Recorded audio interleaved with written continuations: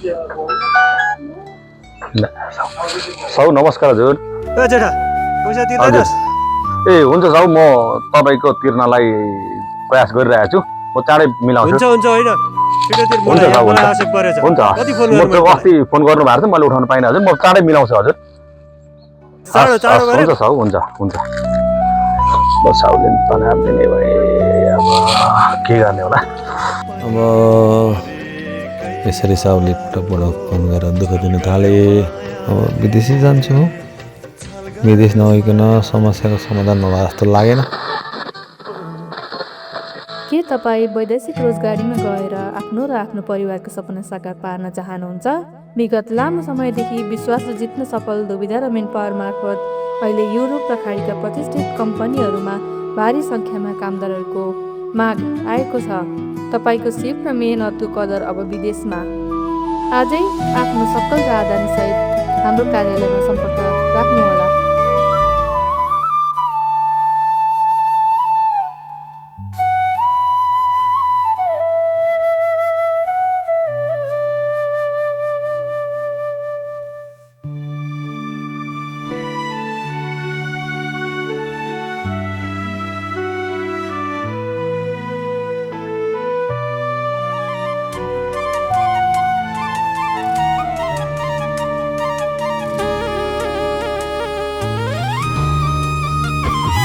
अघिदेखि भौतारिरहनु भएको छ, के हेर्दै हुनुहुन्छ तपाईँ? म यहाँ मेन पावर खोज्दैछु सर। मेन पावर विदेश जानलाई मेन पावर खोजेको। मेन पावर देखाइदिनु न बरु, हजुरलाई थाहा छ भने। ए विदेश जान लाग्नुभएको? हजुर हजुर। ए ऊ त्यहाँनिर हेर्नुहोस् त, त्यहाँबाट सिधै गएपछि एउटा मन्दिर आउँछ। त्यो मन्दिरको अगाडिपट्टि चाहिँ मेन पावर लाइन नै छ। तपाईँले खोजेको मेन पावर कुन त भेट्न सक्नुहुन्छ त्यहाँनिर गएर। तर सकेसम्म चाहिँ अलि राम्रो मेन पावर खोजेर जानु होला ल। किनभनेदेखि अब अहिले चाहिँ हेर्नुहोस्, यो विदेश जाने मान्छेलाई धेरै मान्छेले ठगिरहेछन्। अलिक ख्याल गर्नुहोस्, अलि जान्ने बुझ्ने मान्छेसँग बुझेर मात्रै जान्छ है। भाइ चिन्ता नगर्नु न, तिम्रो भिसा आइसकेको छ।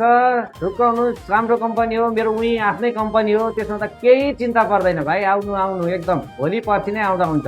काठमाडौँ तुरुन्त आइहाल्नु त, म एकदम उडाइहाल्छु, छिट्टै उडाउँछु। ढुक्क रहनु ल भाइ। भिसा आइसक्यो, झरिसक्यो, एकदम ढुक्क रहनु। ढुक्क। नमस्ते नमस्ते। चियर त न, चियर चियर चियर के बस्नु सर। म विदेश जान सोच बनाएर आएको। विदेश जाने सोच बनाएर आएको। अनि मसँग सिप पनि छैन, धेरै पढेको पनि छैन। विदेश पठाइदिनु पर्यो। विदेश अहिले कतारको लागि हेल्परमा जानको लागि राम्रो डिमान्ड छ। त्यसको लागि एप्लाई गर्नुपर्छ होला। त्यो धेरै राम्रो डिमान्ड छ भाइ। ए लागत त धेरै पो लाग्छ होला फेरि। लागत लाग्छ भाइ, कति छ? 3 लाख जति लाग्छ लागत। 3 लाख? 3 लाख लाग्छ। 3 लाख लाग्छ है। हस् त, म अब घरमा गएर पैसा खोजेर घर सल्लाह गर्न आउँछु।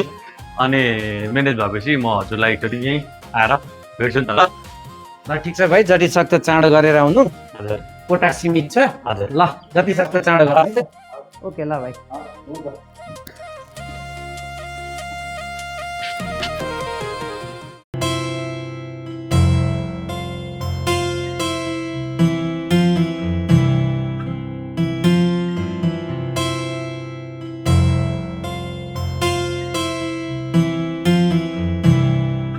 भाइ हजुर दाइ, एकदम राम्रो छ, बस्नु दाइ।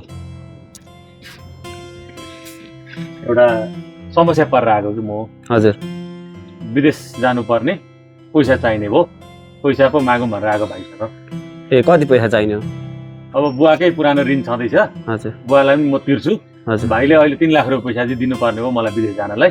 ए म यो गुण चाहिँ कहिल्यै बिर्सिदिनँ। कति समयको लागि चाहिने हो? म कमाएर तिरिहाल्छु, जतिसक्दो चाँडो तिर्छु। पैसा बिगार्दिनँ, म तिर्छु। ल बस्दै गर्नु, म लिएर आउँछु ल। ल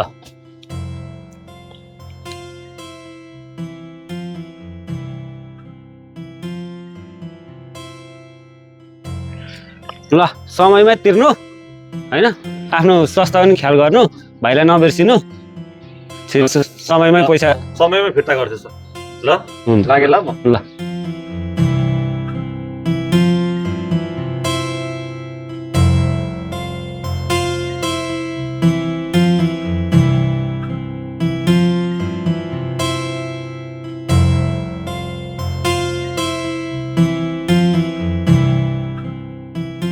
भनेपछि विदेश जानलाई पैसा लिएर आयो नि पैसा लिएर आएको त्यहाँ साउसँग भन्दा साउको छोरासँग मागेर लिएर आएको कति ल्यायो 3 लाख रुपियाँ लिएर आएको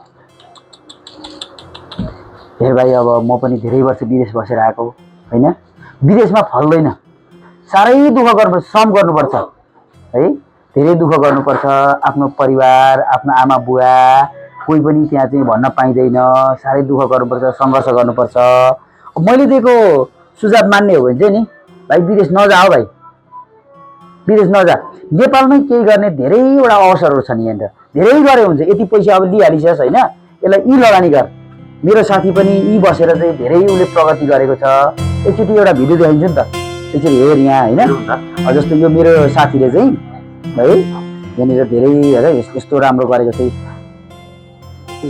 कति राम्रोसँगले आम्दानी गरिरहेछ है यो एउटा चाहिँ कति राम्रो मजाले उसले चाहिँ है गरी खाइरहेछ त ल हेरौँ यहाँ हो यति राम्रो तरिकाले उसले उत्पादन गरेको छ आम्दानी गरेको छ यी रोजगारी मिलेको छ नि त त्यसले गर्दा विदेश नजाउँ अब मैले भनेको उपाय मैले भनेको सुझाव मान्ने हो भने चाहिँ आनन्दले साथ यी बसौँ यी गरी खाउँ विदेश गएर केही काम छैन क्या ल दाइ अब तपाईँको कुरा मैले सुने कुरा राम्रै लाग्यो अब मैले ऋण लिइहालेँ साउसँग अब ठिकै छ म एकचोटि घर सल्लाह गर्छु के गर्ने हुन्छ अनि त्यस पछाडि निर्णय लिउँला अहिले म जान्छु नि त ल दाइ